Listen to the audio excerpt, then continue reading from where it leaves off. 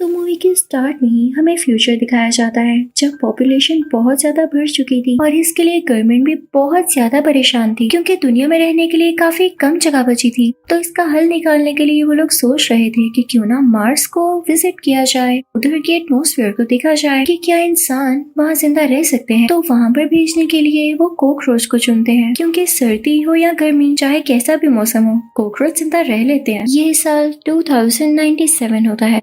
ये साल 2597 का होता है। कॉकरोच को मार्स में भेजा जा चुका था। तो मूवी में जो नया सीन दिखाया जाता है वो 2597 का होता है, यानी 2597 का, जहां हम एक लड़की और एक लड़की को देखते हैं। लड़की का नाम नेनाओ होता है और लड़के का नाम कोमाची। वो दोनों काफी डर कर किसी रोड पर भाग रहे होते हैं क्योंकि उनके पीछे पुलिस होती है। उन पर किसी मर्डर का इल्जाम होता है। तभी इन्हें एक डॉक्टर पकड़ लेता है जो कि गवर्नमेंट के लिए काम किया करता था, जबकि वो कहीं से डॉक्टर तो लग ही नहीं रहा था। फिर अब वो नेनाओ और कोमाची से कहता है तुम लोगों को मेरे लिए एक काम करना होगा। अब वो इन दोनों से कहता है जो कॉकरोच 500 साल पहले मार्स पर भेजा गया था तुम लोगों को उसको मेरे पास लाना होगा ताकि मैं देख तो सकूं कि उस पर क्या चेंजेस आए हैं और इसका फायदा क्या होगा। वो ये कि मैं तुम दोनों पर लगे हुए इल्जामों को हटा दूंगा, तुम्हारे पीछे कोई पुलिस नहीं आएगी और इसके लिए मैं तुम लोगों को बहुत ज्यादा पैसा भी दूंगा। तो कोमाची और नेनाओ मान जाते हैं, लेकिन उन्होंने फौरन ही मार्स के लिए नहीं निकलना था। इनकी पूरे 2 साल ट्रेनिंग होती है। इनके साथ और भी लोग होते हैं जिन्होंने मार्स पर जाना और कुछ ही टाइम में ये लोग मार्स पर पहुंच जाते हैं। अब ये लोग वहाँ जाते बेहोश कर देने वाली गैस छोड़ देते हैं ताकि मार्स पर मौजूद सारे के सारे कॉकरोचेस बेहोश हो जाएं। लेकिन जब ये लोग इधर उधर ढूंढने लगते हैं तो हैरानी की बात कि इनको एक भी कॉकरोच नहीं मिलता। कोमाची के एक और साथी का नाम जेन होता है। अब जब जेन अपनी साथी के साथ आगे जा रहा होता है तो उसे कॉकरोच की जगह एक क्रिएचर दिखाई देती है। वो बिल्कुल इंसानों की तरह खड़ी हुई थी,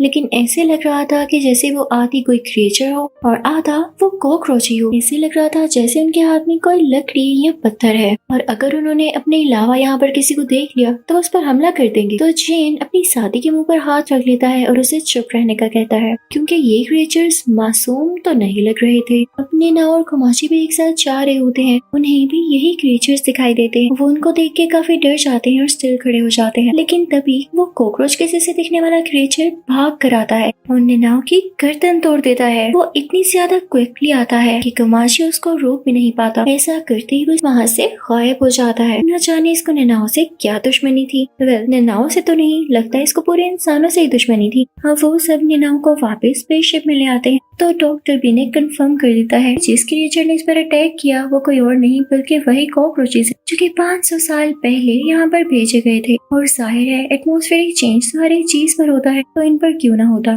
ये इवॉल्व हो गए, एक बड़ी सी क्रिएचर में बदल गए। इसके साथ साथ इनमें थिंकिंग एबिलिटी भी और काफी ज्यादा पावर भी आ गई जिसका यूज करना ये काफी अच्छे तरीके से जानते हैं। तो अब डॉक्टर बताता है कि इनसे लड़ने का एक तरीका है। मेरे पास एक ऐसा इंजेक्शन है जो कि तुम लोगों के अंदर इंजेक्ट होते ही तुम्हें पावरफुल बना देगा। कुछ टाइम के लिए तुम लोगों में भी एबिलिटीज आ जाएंगी। इसी के साथ वही कॉकरोच क्रिएचर्स आ जाते हैं। तभी इनके क्रू में से एक आदमी बाहर आता है जिसने अपने सर पर कोई कपड़ा बांधा होता है। वो कहता है कि मेरे अंदर ये इंजेक्शन इंजेक्ट कर दिया जाए। अब उसको इंजेक्शन लगा दिया जाता है तो उसमें भी वो पावर्स आ जाती हैं। उसके हाथ से आग निकलने लगती है तो अपने सामने खड़े हुए क्रिएचर को उस आग से मार डालता है। उनका रूफ शीशे का होता है तो एक क्रिएचर उस ग्लास रूफ को तोड़ते हुए अंदर आ जाता है और वो वहाँ पर 2 आदमियों को मार डालता है। वो एक आदमी की गर्दन उसकी बॉडी से लेता ही कर देता है। लगता है ये इनका फेवरेट काम है। ये देखते हुए कैप्टन को तो बहुत ज्यादा गुस्सा आता है तो वो भी इंजेक्शन ले लेता है और बुलेट आंट में बदल जाता है।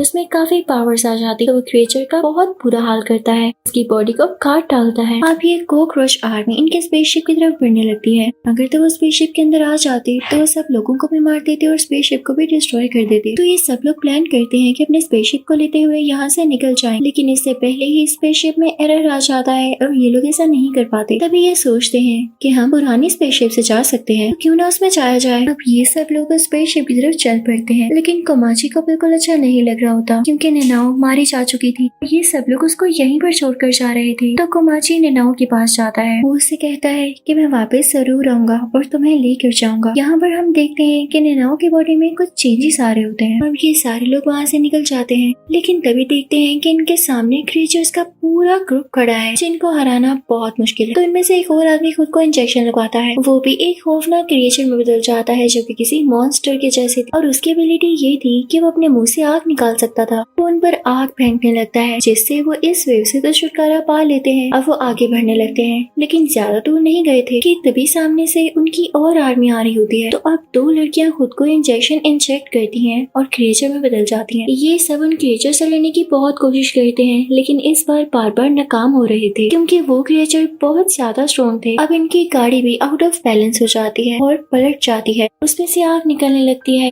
वो बहुत बार पलटती है जिससे वो बिल्कुल डैमेज हो जाती है और उसमें से वो दोनों कैरेक्टर्स बाहर आकर गिरते हैं। लेकिन यहाँ मजे की बात ये होती है कि इतनी बार पलटने के बाद भी गाड़ी दोबारा से स्टार्ट हो जाती है। वो गाड़ी ऑटो होती है और अपने आप ही चलने लगती है। तभी क्रिएचर्स का हमला होता है इन 3 लोगों पर जो कि डॉक्टर के साथ आए। लेकिन क्रिएचर्स इनके बहुत करीब आ जाते हैं। एक का सर उड़ा देते हैं, एक को अपने स्टिक से बहुत जोर से मारते हैं कि वो जमीन पर जाकर लग जाए और इसी तरह से वो क्रिएचर्स उन तीनों को मार डालते हैं। अब स्पेसशिप में एक लड़की स्पेसशिप को जमीन के लिए सेट कर देती है क्योंकि वो लोग इस प्लेनेट पर और रुकना नहीं चाहते थे क्योंकि जिन कॉकरोचेस को वो पकड़ने आए थे वो तो अब एक क्रिएचर में बदल चुके थे जो कि उनके कंट्रोल में बिल्कुल नहीं थी। लेकिन इससे पहले उनको बाहर किसी चीज की आवाज आती है। जब वो बाहर जाकर देखते हैं तो उनके साथी मर चुके होते हैं लेकिन वहाँ पर 2 ही डेड बॉडीज होती है। पता नहीं तीसरा आदमी कहाँ गया। अब कोमाची को गुस्सा आ जाता है। कोमाची, चेन और एक और लड़की भी अपने अंदर वो इंजेक्शन इंजेक्ट कर लेते हैं और उनमें भी अब एबिलिटीज आ जाती हैं। अब वो चाहते हैं क्रिएचर्स के पास उन्हें मारने के लिए कि तभी हम देखते हैं कि वो क्रिएचर्स कैप्टन को मारने वाले होते। लेकिन तभी एक लड़की जो कि पहले हमें लग रही थी कि क्रिएचर्स नहीं मारती होगी, वो उनमें से एक क्रिएचर की बॉडी को चीरते हुए बाहर आती है और कैप्टन पर ही शूट कर देती है। साथ ही वो अपने एक साथी पर पानी फेंकती है और हमें यहाँ पर पता चलता है कि ये दोनों डॉक्टर के लिए सीक्रेटली काम करते थे। ये एक एग के बारे में डॉक्टर को बताते हैं। हो सकता है कि इन्हीं क्रिएचर्स का एग हो।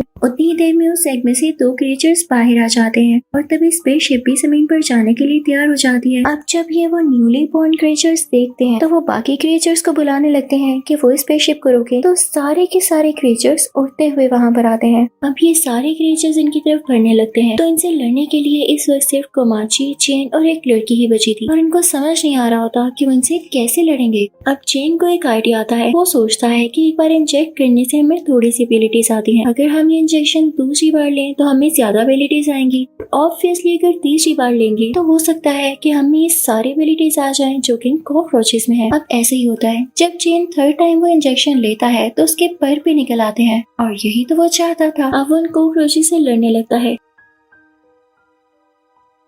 लेकिन वो इतने ज्यादा और इतने स्ट्रॉन्ग होते हैं कि ये लोग उन्हें हरा ही नहीं पा रहे होते। तो अब चेन चौथी बार खुद को इंजेक्ट करता है जिसके बाद ये मॉन्स्टर बन जाता है और जाहिर है इसमें पावर्स भी उतनी ही होंगी। लेकिन काफी ज्यादा टाइम हो जाने के बाद भी जब वो क्रिएचर्स को नहीं हरा पाता तो वो काफी ज्यादा थक जाता है। तब कोमाची आके आता है और वो कहता है कि मैं इन क्रिएचर्स को हराऊंगा। अब कोमाची इन क्रिएचर से लड़ने लगता है। जैसे ही कोमाची उन क्रिएचर्स में से एक क्रिएचर के पास जाता है तो वो क्रिएचर कोमाची को ही पकड़ लेता है और उसे मारने वाला होता है कि तभी उसकी नजर एक ग्लोइंग चीज पर पड़ती है जो कि उड़ के उसकी तरफ ही आ रही होती है। उससे बहुत ही प्यारी गोल्डन डस्ट गिर रही होती है। वो कोई फीमेल फेरी लग रही होती है। तो सुन लीजिए ये असल में थी कौन। ये नेनाओ होती है जो कि अपने इस कैरेक्टर में परमानेंटली आ चुकी थी। यानी ये उस टाइम मुकम्मल तौर पर मरी नहीं थी बल्कि इसने वापस आना था। कोमाची ये देख के बहुत खुश होता है और नेनाओ की तरफ बढ़ ही रहा होता है कि तभी क्रिएचर को समझ आ जाती है कि ये ग्लो कर रही है और हो सकता है कि जब इस पर शूट किया जाए तो ये ब्लास्ट कर जाए, इस तरह से मैं इसे मार सकूं। तो वो सालिम क्रिएचर इसी तरह करता है। ग्लोइंग नेनाओ पर शूट करने की वजह से